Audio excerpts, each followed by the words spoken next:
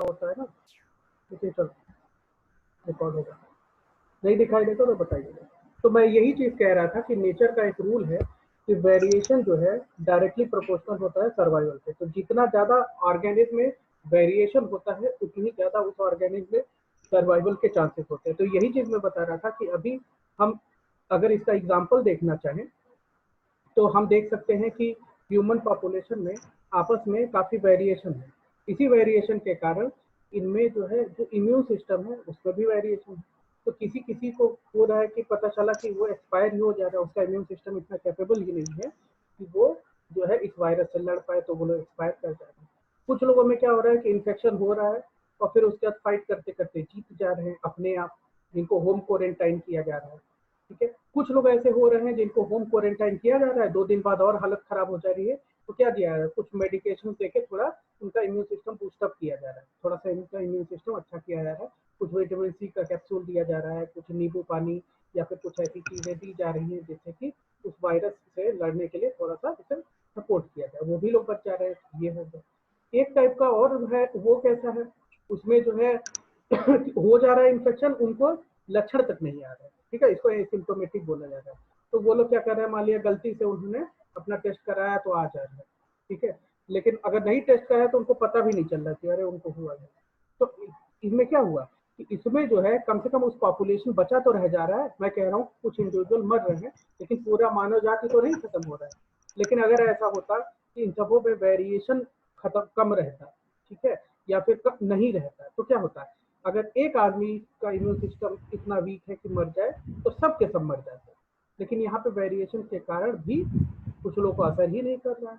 ठीक है, तो यही चीज मैं कह रहा हूँ कि जितना ज्यादा वेरिएशन होगा, पॉपुलेशन की बात कर रहा हूँ, एक इंडिविजुअल की बात नहीं कर रहा हूँ, क्योंकि एक जगह पे क्वेश्चन भी पूछा गया है, किसी कोई गेस्ट पेपर टाइप का था बोर्ड में, उसमें पूछा गया था कि ये जो वेरिएशन वाला जो कहानी है तो क्या एक इंडिविजुअल के लिए सही है? नहीं।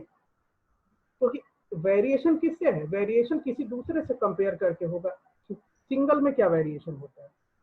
सिंगल में कोई अंतर थोड़े होगा, वो जैसा है, या तो वो बच जाएगा या तो वो मर जाएगा। लेकिन वेरिएशन क्या होता है? वेरिएशन एक पॉपुलेशन का होता है। पॉपुलेशन के अंदर जितने इंडिविजुअल्स होते हैं उन सब में आपस में वेरिएशन होता है, न कि जो है न कि इन सबों के उसमें हो, क्या बोलते हैं, एक सिंगल आदमी हो या फिर सिंगल इंडिविजुअल हो।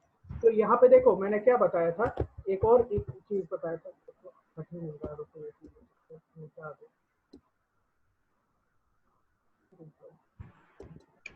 अब इसी से एक और पॉइंट निकल के आता है सेक्सुअल एसेक्सुअल रिप्रोडक्शन में ऊपर। और बड़ा कर लीजिए इरेजर, इससे बड़ा नहीं होगा, थोड़ा सा होगा। और enter plus plus CTRL plus plus करके देख लेंगे उसको, पता चला बंदी हो जाए बड़े मुश्किल से पूरा। तो अब देखो मैंने क्या बताया, एक और पॉइंट इसी में आ जाएगा। देखो जब लिखोगे ना तो बोर्ड में बहुत अच्छा नंबर मिलेगा। अब देखो एसेक्सुअल मैंने क्या बताया, एसेक्सुअल रिप्रोडक्शन और सेक्सुअल रिप्रोडक्शन, तो कई सारे अंतर तो मैंने आपको बताया ही, या फिर कह लीजिए आप ही लोगों ने बताया। और एक और अंतर आ गया कि चूंकि इसमें क्या होता है, वेरिएशन क्या होता है, इसमें वेरिएशन क्या होता है, इसमें वेरिएशन नहीं होता है या फिर कम होता है, तो सर्वाइवल के चांसेस क्या होंगे, कम रहेंगे, कम रहेंगे। इनमें सर्वाइवल जो है कम होता है, इसमें सर्वाइवल कम होता है। इसका मतलब क्या हुआ कि अगर मान लिया कोई ऐसा इंडिविजुअल है जिसके ऑफस्प्रिंग या बच्चे एसेक्सुअली प्रोड्यूस हो रहे हैं, तो उन सब में क्या होगा, अगर कोई एडवर्स कंडीशन वो झेल नहीं पा रहे हैं तो सबके सब मर जाएंगे। लेकिन सेक्सुअल रिप्रोडक्शन से जो पैदा होते हैं उनमें क्या होता है, वेरिएशन ज्यादा होता है। ठीक है, वेरिएशन ज्यादा होता है, इसलिए उनके में सर्वाइवल के चांसेस ज्यादा होते हैं। क्लियर हुआ ये? सर इसको भी एक पॉइंट बना के लिख सकते हैं। हाँ, वेरिएशन के बाद आप लिखेंगे the survival due to less variation among individuals, the chances of survival is less. तो फिर यहाँ पे लिखोगे due to more accumulation of variation, the survival chances of the individuals produced by sexual reproduction will be more। ठीक है, इतना चीज समझ में आया? अब देखो Yes, sir. कहाँ से वेरिएशन आता है और क्या चीज है। अब यही चीज मैं फिर से बता रहा हूँ, कल भी मैंने बताया था, चलो फिर से एक बार रिपीट करता हूँ। और ज्यादा ठीक नहीं हो रहा है, काफी ठीक कर हुआ था, चलो जो भी।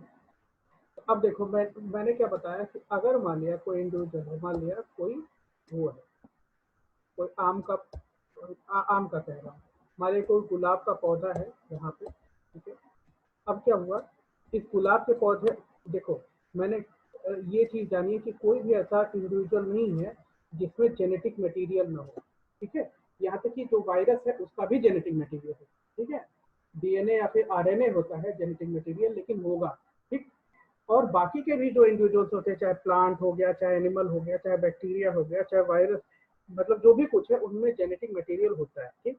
जो वायरस को छोड़ के जितने भी ऑर्गेनिज्म हैं उन सब का जो मेन जेनेटिक मटेरियल होता है वो डीएनए होता है। वायरस में डीएनए या आरएनए हो सकता है, कुछ कुछ वायरस होते हैं जिनमें डीएनए होता है, कुछ में आरएनए होता है, ठीक।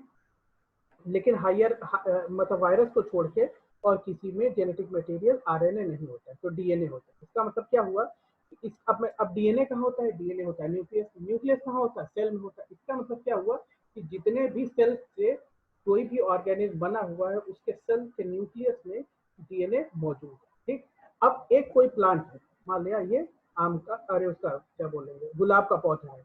अब इस गुलाब के पौधे में जितने भी सेल्स हैं उसमें सब न्यूक्लियस है, और उन सभी न्यूक्लियस बना हुआ किससे, डीएनए से। और ये जो डीएनए बना हुआ है वो क्या होगा, सेम होगा, क्योंकि इंडिविजुअल सेम मतलब सेम डीएनए मतलब क्या होगा, डीएनए बना हुआ होता है न्यूक्लियोटाइड से। न्यूक्लियोटाइड मतलब एटीजीसी, ठीक है।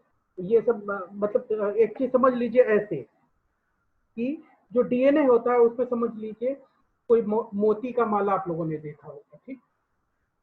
अब इस माले में आपको 4 तरीके का मोती दे दिया गया। 4 तरीके का मोती मतलब क्या हुआ, रेड, ग्रीन, येलो और फिर ऑरेंज।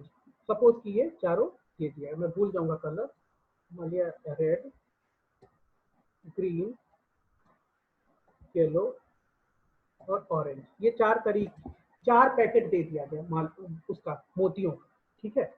अब आप ये चारों पैकेट मोतियों का 10 लोगों को 4-4 पैकेट दे दिया गया, ठीक है। और बड़ा सा एक धागा दे दिया गया और कहा कि एक काम करो, माला बनाओ, ठीक। और उनको कुछ समय दे दिया गया कि इतना टाइम दिया गया है, और कोई इसमें कोई सीक्वेंस नहीं है, आप अपने हिसाब से करिए। और क्या करेंगे कि जो है हम जो है देखेंगे कि कौन सबसे पहले लगा लेता है। तो क्या होगा उसमें जो है उनको खुद से डिसाइड करना है। तो कोई क्या करेगा, कोई हो सकता है कि चारों पैकेट एक साथ मिक्स कर ले, उसमें से जो हाथ में आए वो उठाते चले जाएंगे। मान लिया मैंने क्या किया कि चारों पैकेट मैंने मिक्स करा दिया सबका, और फिर कहें कि अब जो है माला बनाइए। अब उसमें क्या होगा कि सब अपना अपना माला बनाएंगे। क्या सभी का माला सेम होगा, क्यों, जल्दी से जवाब दो नो तो सर. आगे बढ़े। हाँ, नो सर. नहीं होगा ना, क्यों। सर क्योंकि सब अपने अपने पैटर्न के हिसाब से उसको सेट करेंगे. हाँ, है तो 4 ही टाइप तरीके का, ठीक है ना, है 4 ही तरीके के ये जो मोतियां, लेकिन सबका जो सीक्वेंस है वो अलग होगा। हो सकता है किसी ने ऐसे डाला हो, रेड और red green yellow orange orange red red red ऐसे करके, किसी ने red red red red green orange yellow ऐसे करके डाला हो, तो ऐसे। तो यहाँ पे क्या होता है, जो हमारा डीएनए होता है वो 4 तरीके के न्यूक्लियोटाइड से बनता है, ठीक। ये जो न्यूक्लियोटाइड्स होते हैं वो कौन कौन से होते हैं, ए, टी, जी, सी, ये जो है 4 तरीके के न्यूक्लियोटाइड्स होते हैं। इन्हीं चारों तरीके के न्यूक्लियोटाइड, चाहे बैक्टीरिया हो, चाहे वायरस हो, चाहे वायरस का आरएनए की बात नहीं करेंगे, चलो वायरस को हटा दीजिए। Sir nucleotides. Nucleotides, nucleotides, NUCLEO, रुको यहाँ पे भी आपको बता दें,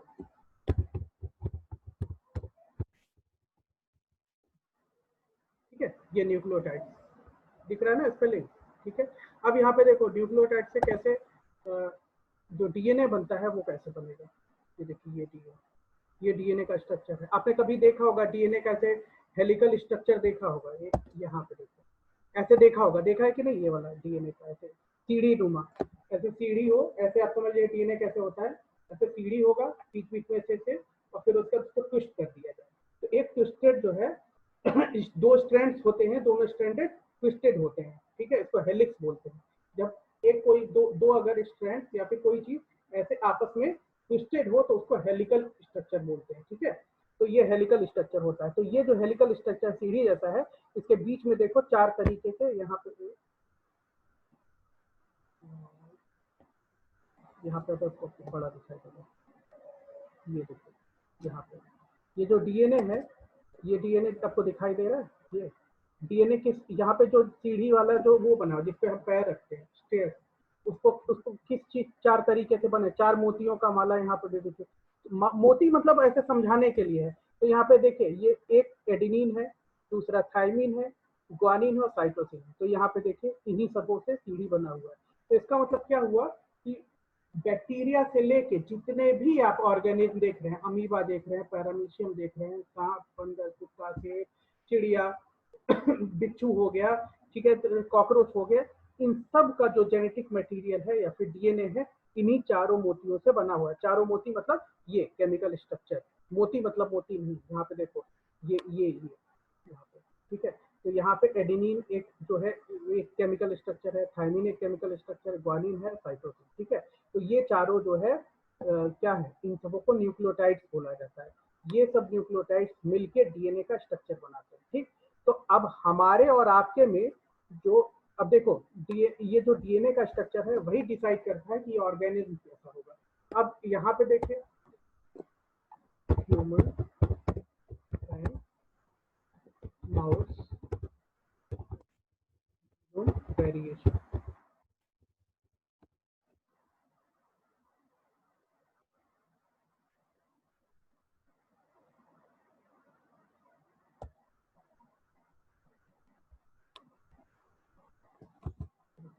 एग्जैक्ट मैं चाह रहा था कि एग्जैक्ट आ जाए कितना परसेंट होता है।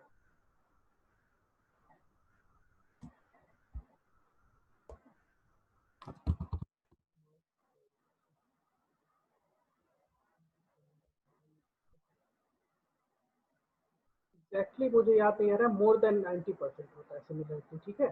तो अब देखो एक एक ह्यूमन में और एक माउस में कितना मतलब कितना सिमिलरिटी होता है, मोर देन 90%। सोचो कि एक चूहा और एक ह्यूमन, इन दोनों में जो डीएनए का जो स्ट्रक्चर है, स्ट्रक्चर मतलब ये जो न्यूक्लियोटाइड का अरेंजमेंट है, ठीक है, बना इन्हीं सब से होगा। ये चीज मैंने पहले ही बताया कि जो बैक्टीरिया हुआ, कोई भी हुआ, कोई भी और इंडिविजुअल एक्सेप्ट वायरस, वायरस में एक्चुअली आरएनए आ जाता है तो थोड़ा सा डिफरेंट होगा, तो मैं बाद में बताऊंगा।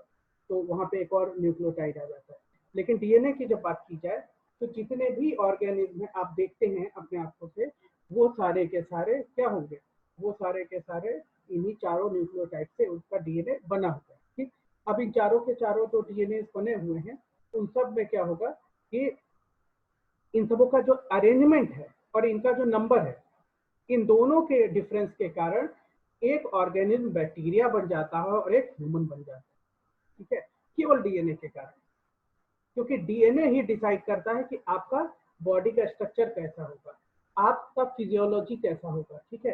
तो यहाँ पे क्या है कि डीएनए ही मेन एक इम्पॉर्टेंट, आप कह सकते हैं कि वो है, मतलब डिसाइडिंग फैक्टर है। तो आप समझिए कि चूहा चूहा इसलिए है जस्ट बिकॉज उसका डीएनए जो है चूहे का, और जो ह्यूमन ह्यूमन इसलिए है क्योंकि उसके में जो जीनोम में जो डीएनए का जो अरेंजमेंट है वो ये न्यूक्लियोटाइड का जो अरेंजमेंट है वो ह्यूमन के जैसा है। और केवल केवल 10% या फिर उससे भी कम का ही वेरिएशन पाया जाता है। मतलब सोचो कि 10% का वेरिएशन, मैं 90% ले लेता हूँ कि 90% मैं मान लेता हूँ सिमिलरिटी, लेकिन मोर देन 90% है, मुझे याद नहीं आ रहा एग्जैक्टली।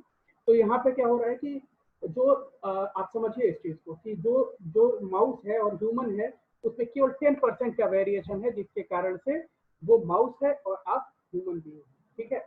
और जो है चिंपैंजी हो गया, ठीक है, चिंपैंजी हमारे सबसे ज्यादा जीनोम जो है सिमिलरिटी शेयर करता है।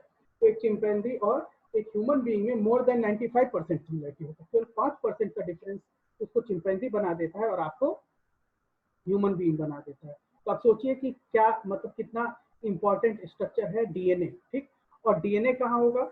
डीएनए आपके सारे सेल्स में होगा, और एक इंडिविजुअल में जो डीएनए का स्ट्रक्चर है, ठीक है, वो सेम होता है। मतलब क्या होगा कि अगर एक आदमी का आप हाथ से डीएनए निकालिए, हाथ के टिश्यू से डीएनए निकाल लीजिए, पैर के टिश्यू से डीएनए निकाल लीजिए, उसके लिवर के टिश्यू से डीएनए निकाल लीजिए, उसके ब्रेन से टिश्यू से डीएनए निकाल लीजिए, तो क्या होगा? उसमें जो डीएनए का स्ट्रक्चर होगा वो एग्जैक्टली सेम होगा as compare to other individual. दूसरे किसी का निकालिए तो वो थोड़ा सा डिफरेंट होगा, ठीक है। तो इसका मतलब क्या हुआ कि एक इंडिविजुअल में जितने भी सेल्स हैं उसमें जो न्यूक्लियस है वो सेम होता है एक इंडिविजुअल के लिए, और वही डिसाइड करता है कि उसका हाइट क्या होगा, उसका स्किन क्या होगा। देखिए, और एक चीज और बता दूं, केवल डीएनए ही नहीं, थोड़ा सा इन्वायरमेंटल फैक्टर भी डिसाइड करता है। पता चला उसका उसका हाइट तो उसके में जीन अच्छा था कि 6 फुट तक उसे ग्रो करना चाहिए था, लेकिन उसको खाने को ही नहीं मिला, न्यूट्रिशन ही नहीं मिला, तो हो सकता है वो 6 फुट में अटेन कर पाए, ठीक है। तो इसलिए जो है काफी कुछ मैं कह रहा हूँ डीएनए ही डिसाइड करता है कि आपका हाइट क्या होगा, आपका हेयर का कलर कैसा होगा, आप बूढ़े कितने जल्दी होंगे, आपके आई का कलर क्या होगा, आपके नाखून का स्ट्रक्चर कैसा होगा, ठीक है, आपके स्किन का कलर क्या होगा, आपका जो है बिहेवियर काफी कुछ डिसाइड करता है। फिर उसके ऊपर थोड़ा बहुत इन्वायरमेंटल फैक्टर भी काम करता है। तो यहाँ पे क्या है, मेन जो डिसाइडिंग फैक्टर है वो क्या है? डीएनए, ठीक। तो यहाँ पे मैं एक चीज बता रहा था यहाँ पे कि कोई जो है आम का प्लांट है, ठीक है। अब आम फिर से निकल रहा है मेरे मुंह से, देखो यहाँ पे क्या है, गुलाब का पौधा, ठीक। गुलाब के पौधे में किसे, गुलाब का पौधा किसे बना हुआ है? सेल से बना हुआ है। अब ये जो सेल्स हैं वो किसे, उसमें क्या है, उसमें न्यूक्लियस है, न्यूक्लियस में डीएनए है। उसका क्या करेंगे आप एक छोटा सा क्या करते हैं, कलम काटते हैं। आपने क्या किया, इसका एक छोटा सा पोर्शन काट लिया, काटने के बाद क्या हुआ कि ये आपने काट के निकाल लिया। अब इसको हम क्या करते हैं, हम इसको जमीन में लगा देते हैं, ठीक। इसको हमने यहाँ पे जमीन में लगा दिया। अब क्या होगा, ये एक कुछ दिनों बाद क्या होगा, इसमें पत्ती वत्ती निकलने लगा, ये एक नया जो है गुलाब का पौधा हो गया। अब क्या होगा, क्योंकि देखिए कहीं पे भी इसके डीएनए में चेंज आया है, यहाँ पे देखिए इसमें इसके सेल्स लिए, सेल्स में वो डीएनए है, यहाँ पे काट लिया गया, काटने से उसके शरीर से अलग किए हैं, लेकिन सेल्स तो उसी के बॉडी के थे। यहाँ पे आया वही न्यूक्लियस, वही डीएनए, हमने यहाँ पे जमीन में लगा दिया, वही न्यूक्लियस, वही डीएनए, और फिर कुछ दिनों बाद वो नया पौधा बन गया, ठीक। अब क्या हुआ, अब ये क्या हुआ, ये एक तरीके से उसका पेरेंट हुआ, किसका? ये इसका, ये ऑफ स्प्रिंग है, ये ऑफ स्प्रिंग है, ये जो है ये इंडिविजुअल ऑफ स्प्रिंग है। तो ऑफ स्प्रिंग और पेरेंट में क्या वेरिएशन दिखाई दे रहा है? नहीं दिखाई दे रहा है। न तो आपको क्या उसका जो फ्लावर होगा वो भी ऐसे ही उगेगा, देखने में भी वो भी वैसा रहेगा। हाँ, हो सकता है कि आपको, मैंने कहा ना कि जीन का इफेक्ट तो पड़ता है, लेकिन इन्वायरमेंट का भी फर्क पड़ता है। पता चला आपने इसको जो है ऐसे जगह पे लगा दिया जहाँ पे न्यूट्रिशन उसे मिल ही नहीं रहा है, तो जो ग्रोथ इसका हो रहा है उतना ग्रोथ इसका नहीं होगा। हो सकता है आपको थोड़ा सा अंतर दिखाई दे जाए, इसकी पत्तियां जितनी हरी और अच्छी हैं, हो सकता है यहाँ पे खराब जगह कहीं पे लगा दिया, खाद वाद नहीं दे रहे हैं, किसी को दे दिया दोस्त को, उसने जाके लगा दिया। अब यहाँ पे पता चला कि पत्तियां सिकुड़ी सिकुड़ी से हो रही है, क्यों? क्योंकि आपने कुछ उसको इन्वायरमेंटल फैक्टर काम कर रहा है। हो सकता है कि वहाँ का क्लाइमेटिक कंडीशन उसे सूट न करो तो थोड़ा सा अंतर आ जाए। तो लेकिन क्या है, जो डीएनए का स्ट्रक्चर है वो पेरेंट, जो जेनेटिक जिसे बोला जाएगा, वो जेनेटिक जो कंटेंट है वो पेरेंट और ऑफस्प्रिंग का सेम होगा। फिर उसके बाद आप इसी समय पे आपने क्या किया था, आपने खूब सारा कलम काटा था, इसी से आपने, आपके 5-6 दोस्त आए थे, सबने कहा ये तो गुलाब का पौधा जो है बहुत बढ़िया है और मुझे भी दे दो भाई।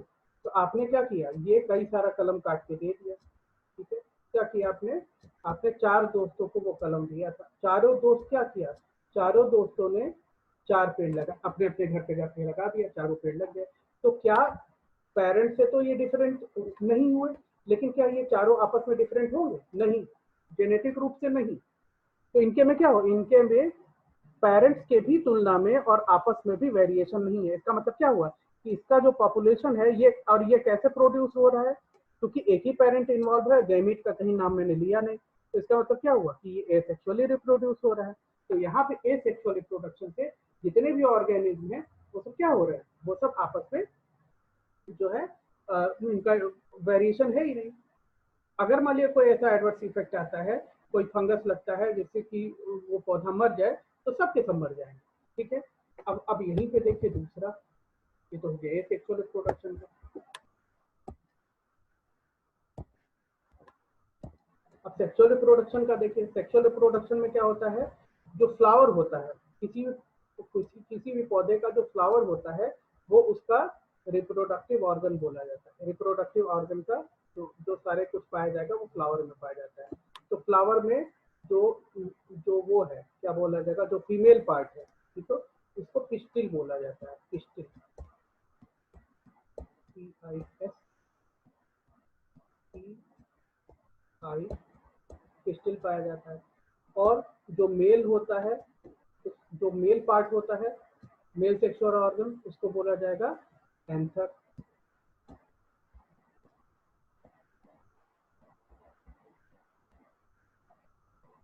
ठीक है, एंथर बोला जाएगा। अब यहाँ पे क्या हो रहा है, पिस्टिल है और स्टेमेन भी बोल सकते हैं। एंथर एक पर्टिकुलर जगह हो गया, स्टेमेन भी बोल सकते हो। अगर पिस्टिल बोले तो आप स्टेमेन बोल देते हो। स्टेमेन में भी एंथर और प्रिसाइज हो गए स्टेमेन। अब मैं आपको दिखाता हूँ कि पिस्टिल और स्टेमेन क्या है पौधे में, फूल में।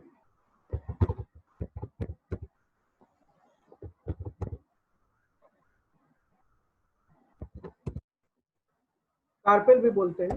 ये देखो, ये फ्लावर, कोई भी फ्लावर आप देखेंगे, गुड़हल का, इसका अगर ठीक से देखना है तो गुड़हल का फूल देखिएगा, ठीक है। बाहर की तरफ एक ग्रीन कलर का होगा, गुड़हल के फूल में एक और ग्रीन कलर का होगा, ठीक है, जिसको ईपी कैलिक्स भी बोलते हैं, ठीक है। तो यहाँ पे देखो सेपल ग्रीन कलर का एक होगा, जो रेड कलर का या येलो कलर का जो रंगीन जो आप पत्तियां देखते हैं फूल में, उसे जो है ये पेटल बोला जाता है, सेपल पेटल, ठीक है। ये देखो, ये लाल रंग का, ठीक है।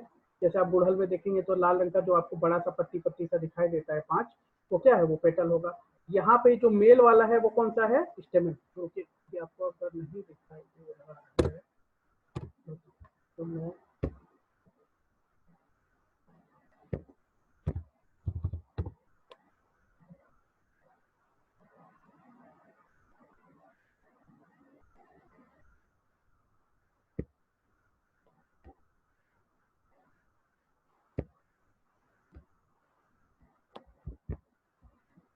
यहाँ पे दिखाता हूँ आपको।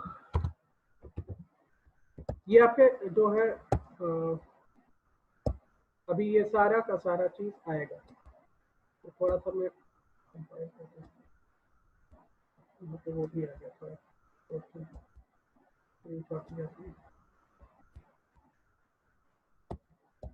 यहाँ पे देखो, अब आपको अच्छे से दिखाई देगा। तो बाहर का जो हरा वाला जो होता है, जो सपोर्टिंग के लिए बाहर रहता है, उसे सेपल बोला जाता है। जो रंगीन कलर का होता है, जो पत्तियों जैसा, उसे पेटल। और फिर जो मेल वाला जो पोर्शन होता है उसको स्टेमेन, और जो फीमेल वाला पार्ट होता है वहां पे पिस्टिल या फिर कार्पेल बोला जाता है, ठीक। तो यहाँ पे स्टेमेन में क्या बनता है, यहाँ पे पॉलन ग्रेन बनता है। ये पॉलन ग्रेन जाके इस पे गिरेगा, ठीक है। अब पॉलन ग्रेन का यहाँ पे कितना ही पॉलिनेशन बोला जाता है, ठीक है। यहाँ पे देखो,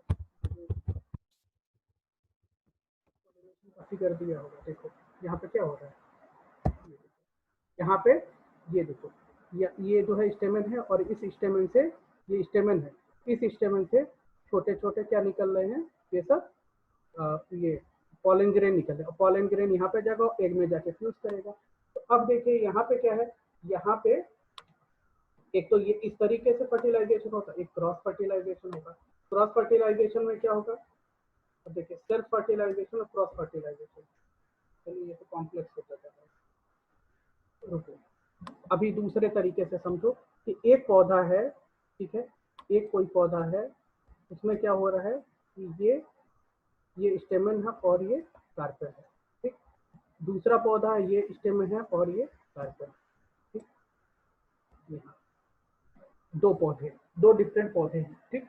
अब इसमें क्रॉस फर्टिलाइजेशन हो रहा है। क्रॉस फर्टिलाइजेशन मतलब क्या हुआ कि यहाँ से इसके स्टेमन से पॉलन ग्रेन निकल के इसके में जा रहे हैं। तो क्या हुआ, ये को एक इंडिविजुअल था, ये दूसरा इंडिविजुअल था, ठीक। तो क्या हुआ, इसका पॉलन ग्रेन और इसका एग, ये दोनों मिक्स हो रहा है। तो पॉलन ग्रेन का न्यूक्लियस और एग का न्यूक्लियस मिक्स हो रहा है। या फिर ह्यूमन का आप देखें, ठीक है, ह्यूमन का हम देखें तो क्या हुआ, कोई फादर है और एक मदर है। फादर से क्या होगा, फादर के टेस्टिस से स्पर्म निकलेगा और मदर के ओवरी से ओवा निकल रहा है, ठीक। ये दोनों क्या होंगे, ये दोनों फ्यूज होते हैं। फ्यूज होने के बाद क्या होगा, यहाँ पे जाइगोट बनता है। जाइगोट बनने के बाद क्या बनेगा, इसको एम्ब्रियो बनेगा, इसको एम्ब्रियो बोला जाता है, ठीक है। एम्ब्रियो बनने के बाद फीटस बनता है, तो फीटस बोला जाएगा। एम्ब्रियो क्या है, जब तक ठीक से ऑर्गन वगैरह नहीं बने हुए हैं तब तक उस फॉर्म को एम्ब्रियो बोला जाता है, ठीक। फिर उसके बाद थोड़ा बहुत ऑर्गेनोजेनेसिस शुरू होने लगता है, ऑर्गन्स बनने शुरू होते हैं, तो उसको फीटस बोला जाता है, ठीक। फिर उसके बाद ये फुल्ली डेवलप्ड क्या हो जाएगा, बेबी हो जाएगा और इसका बर्थ हो जाएगा, ठीक। अब देखिए ये क्या हुआ, एक इंडिविजुअल फादर हुआ, एक इंडिविजुअल मदर हुआ, या फिर कह सकते हैं कि ये दोनों पेरेंट्स हो गए और ये क्या हो गया, ये उसका बच्चा हो गया।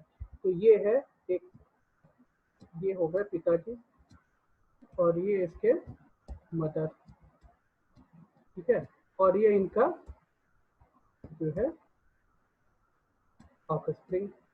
अब बताओ कि क्या जो बच्चा है वो क्या एग्जैक्टली फादर के सेम होगा, नहीं।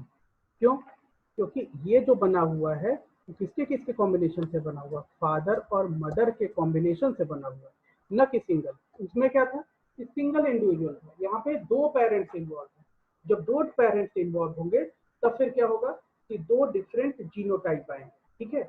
अब देखो फादर कहाँ से बना हुआ है, फादर उसके दादी के साइड से बना हुआ है, ठीक है। फादर कहाँ से आ रहे हैं, दादी के तरफ से। मदर कहाँ से आ रहे हैं, नानी के तरफ से। इसका मतलब फादर में किसके गुण होंगे, फादर में किसके, जैसे मान लीजिए कोई बच्चा है, उसके पिताजी में किसके गुण होंगे, उसके दादा और दादी के होंगे, ठीक है ना, क्योंकि उनके मम्मी पापा वो है। और मदर में किसके गुण आए, नाना नानी के। इसका मतलब दो डिफरेंट लीनिएजेस से, दो डिफरेंट खानदान से जीन्स आ रहे हैं और दोनों मिक्स होते हैं और फिर ये इंडिविजुअल बन रहा है। इसका मतलब क्या हुआ कि इसके में अपने फादर के कंपैरिजन में 50% ही सिमिलरिटी है। मतलब अगर इस पेरेंट्स, इस बच्चे को देखा जाए तो इसके में 50% ही डीएनए का कंटेंट आ रहा है और 50% कहाँ से आ रहा है, मदर का। इसका मतलब क्या हुआ कि दोनों के मिक्सचर से इंडिविजुअल बनता है। इसका मतलब क्या हुआ कि वो अपने पेरेंट्स से डिफरेंट हो गया। जब वो अपने पेरेंट्स से डिफरेंट हो गया तो फिर क्या हुआ, वो अपने पेरेंट्स से उसमें वेरिएशन हो गया। इसका मतलब क्या हुआ, अब देखो, अब यहीं पे कोविड का इन्फेक्शन होता है, ठीक है, कोविड का इन्फेक्शन होता है। फादर का खानदान अलग है, मदर का खानदान अलग है। फादर हो सकता है कि किसी फादर में उसके दादा दादी का तो आया था जीन, तो इसका मतलब क्या हुआ, फादर अलग है और मदर का डीएनए का स्ट्रक्चर अलग है और बच्चे का अलग है। अब देखो, अगर मान लिया फादर ऐसा है जिसका क्या बोला जाए, उसका इम्यून सिस्टम वीक था, ठीक, तो क्या होगा, फादर को सर इन्फेक्शन हो, हाँ क्या हुआ, आवाज गायब हो जा रही है बीच में। अरे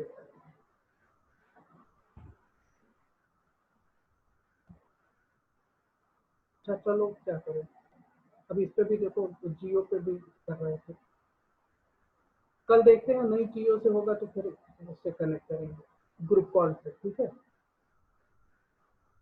ग्रुप कॉल से करेंगे और मैं उससे लगा दूंगा व्हाट्सएप, ठीक, व्हाट्सएप पे कॉल पे कनेक्ट करेंगे और उससे लगा लेंगे, मतलब उससे मैं वो फोटो, मतलब ऐसे ऐसा कनेक्ट कर दूंगा कि यहाँ से दिखाए। तो अब यहाँ पे देखो, यहाँ पे ये फादर है और ये मदर है, ठीक है। फादर का जो जो डीएनए का जो स्ट्रक्चर, ठीक है, वो क्या है, वो अलग है इसके मदर से और इसके बच्चे का एकदम से अलग है। तो अब यहाँ पे क्या होगा, अब यहाँ पे हम देखने की कोशिश करें कि जो फादर है, सपोज कि ऐसे किसी बैकग्राउंड से आए, उसके पिताजी माता जी या फिर जो बच्चे के बाबा दादी हैं, वो वीक इम्यून सिस्टम के थे, इसका फादर वीक इम्यून का हुआ, इसकी मदर जो है या फिर नाना नानी बहुत अच्छे स्ट्रॉन्ग इम्यूनिटी के थे, तो इनकी मदर स्ट्रॉन्ग इम्यूनिटी के हैं। तो पता चला कि कोविड का इन्फेक्शन हुआ तो फादर को क्या हो रहा है, फादर एकदम से बीमार पड़ गए, लेकिन मदर उसी घर में रहती है, ठीक है, सेम टाइम पे इन्फेक्शन हुआ दोनों को, लेकिन मदर को कोई फर्क ही नहीं पड़ा, पता ही नहीं चला कि उन्हें इन्फेक्शन भी हुआ, और फादर क्या हुआ, बेड पे पड़ गए, ठीक है, दवाई खा रहे, और मदर क्या हुआ, इनको कुछ हुआ ही नहीं। तो इन दोनों में वेरिएशन दिख रहा है। अब देखो, अब बच्चे में क्या हो रहा है, बच्चे में दोनों के गुण आए हुए, ठीक, बच्चे में दोनों के गुण आए हैं, फादर और मदर के, तो क्या होगा, वीक इम्यूनिटी कहाँ से आई, फादर के तरफ से, और स्ट्रॉन्ग इम्यूनिटी कहाँ से आई, मदर से। तो इसका क्या होगा, इन दोनों का कॉम्बिनेशन होगा, इसका मतलब क्या हुआ, जो बच्चा है उसके में जो डोमिनेंट कैरेक्टर है वो शो करेगा। अगर इम्यूनिटी का जो जीन है वो डोमिनेंट है, तो यहाँ पे क्या होगा, जो बच्चा होगा उसे भी कोई फर्क नहीं पड़ेगा, जबकि उसके पिताजी, बच्चा उन्हीं का है, लेकिन बच्चे को क्या हो रहा है, बच्चे को इन्फेक्शन हुआ, कुछ फर्क नहीं पड़ रहा है, माता जी को भी कोई फर्क नहीं पड़ रहा है, लेकिन पिताजी बेड पर पड़े हुए। तो यहाँ पे क्या हुआ, वेरिएशन के कारण जो है, अब देखिए कितना कितना फर्क पड़ रहा है, ठीक है। तो यहाँ पे क्या हुआ, एक पॉपुलेशन, अगर मान लिया कोई एडवर्स कंडीशन, कहना ही चाहिए मुझे, मान लिया कि कोई ऐसा एडवर्स कंडीशन आए कि इसका फादर एक्सपायर हो जाता है कोविड के कारण, ठीक है, तो क्या होगा, लेकिन पॉपुलेशन में कम से कम उस खानदान में बचा तो रह गया दोनों, और पता चला सेम होते, सोमैटिक सेल से बने हुए होते, तो क्या होता कि फादर, मान लिया कोई एक पेरेंट है फादर, और एग्जैक्टली फादर का ही बच्चा भी वैसे ही जो बच्चा है, सन या फिर डॉटर, जो भी कोई है, वो बना, सोमैटिक सेल सन ही बनेगा, सोमैटिक सेल से बनाया गया। तो पता, ऐसा कुछ पॉसिबल नहीं है यहाँ पे, मतलब इसमें ह्यूमन में, लेकिन प्लांट्स में दोनों तरीके का अवेलेबल होता है रिप्रोडक्शन। तो यहाँ पे क्या हुआ कि जैसा फादर था वैसे ही सन है, तो पता चला अगर ये मर रहा है तो ये भी मरेगा, इन्फेक्शन हो, लेकिन यहाँ पे क्या हुआ, यहाँ पे एटलीस्ट जो है पॉपुलेशन आपका बच जाएगा। तो यहाँ पे देखिए वेरिएशन कितना इंपॉर्टेंट, ठीक है। अब देखिए डीएनए कहाँ से आया, आवाज आ रहा है क्लियर कि नहीं? ये सर आ रही है। ठीक है। अब देखिए डीएनए कहाँ से आया, तो ह्यूमन में कितने क्रोमोसोम्स होते हैं? 46। 46। ये अमित जो है ना, बस खाली हेलो, कह रहा हूँ, नहीं सुनाई दे रहा क्या? फिर सुनाई दे रहा है। अच्छा, मैं अमित को कह रहा हूँ, थोड़ा सा आप भी बोला करो, इंटरेक्ट करोगे ना तो बहुत सारी चीजें समझ में आएंगी। यहाँ पे कोई ऐसा नहीं है कि गलत बोल दोगे तो कुछ दिक्कत है, ठीक है, थोड़ा थोड़ा बोला करो आप भी, और जितने ही ज्यादा इंटरेक्ट करोगे उतनी ज्यादा और सीख पाओगे, ठीक है।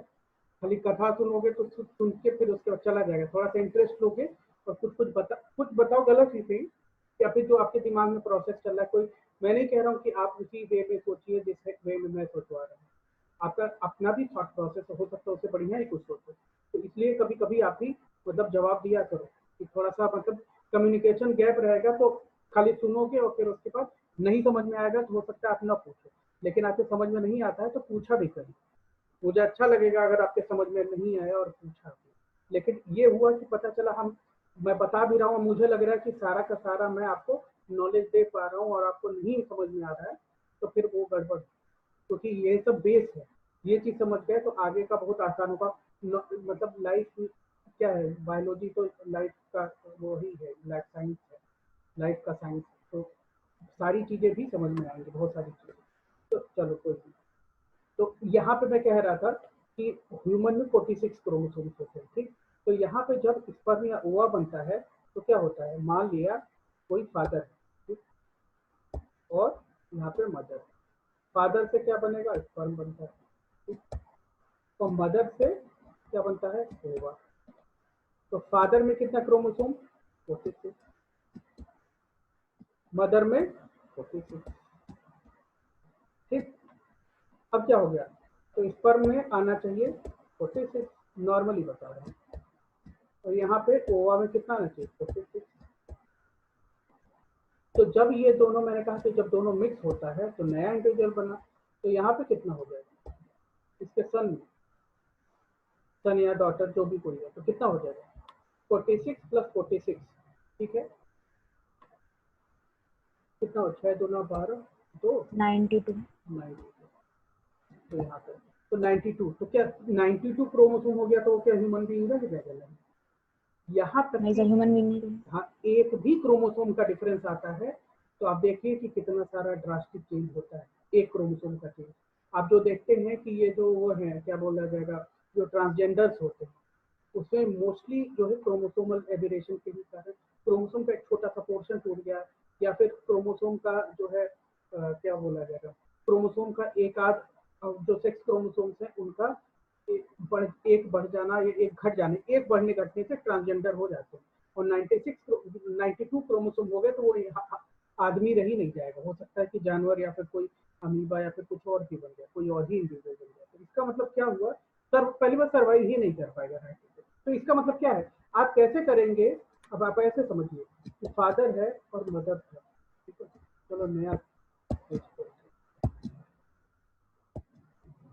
ये है फादर और ये है मदर, इसमें 46 क्रोमोसोम, इसमें 46 क्रोमोसोम, और इसका जो बच्चा है सन सपोज है, ठीक है, इसका भी 46 है। अब ये कैसे संभव हो सकता है, कैसे होगा फिर 46? इसका मतलब कि यहाँ पे क्या होगा, इसका आधा आता है, मैंने बताया भूल गया, थोड़ा सा दिमाग लगाते तो क्लियर हो जाए। इसका मतलब क्या हुआ कि इसके से फादर से 23 ही क्रोमोसोम आता है और मदर से 23 आता है, और दोनों के मिक्सचर से फिर 46 क्रोमोसोम। इसका मतलब क्या हुआ, 23 कौन ला रहा है यहाँ से, पर यहाँ से 23 कौन ला रहा है, ओवा, तो इसका मतलब स्पर्म 23 क्रोमोसोम ला रहा है और ओवा 23 क्रोमोसोम ला रहा है, और फिर उसके बाद क्या बन रहा है, जो इसका जो बच्चा है वो 46 क्रोमोसोम का हो जाएगा। यही तो मैं कह रहा था कि इसमें से अब देखिए फादर का जो पूरा पूरा कैरेक्टर कौन डिसाइड कर रहा है आपको कैसे, लेकिन बच्चे में कितना आ रहा है 20, इसका मतलब फादर का केवल 23 क्रोमोसोम ही बच्चे में आया।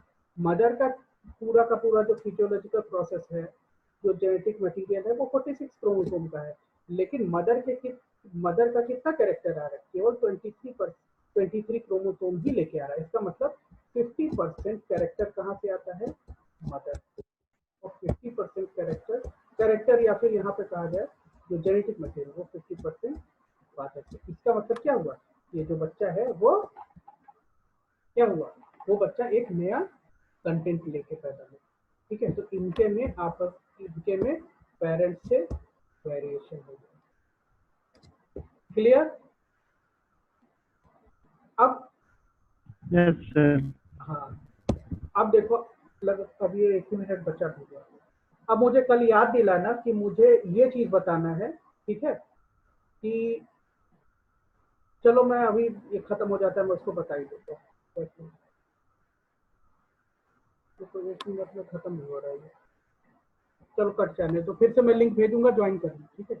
तो अब फिर एक क्वेश्चन उठता है कि चलो ये तो अपने पेरेंट्स से डिफरेंट हो ही गए यहाँ पे, लेकिन क्या, अब देखो एक फादर है और एक मदर है, ठीक, इसका एक सन हुआ,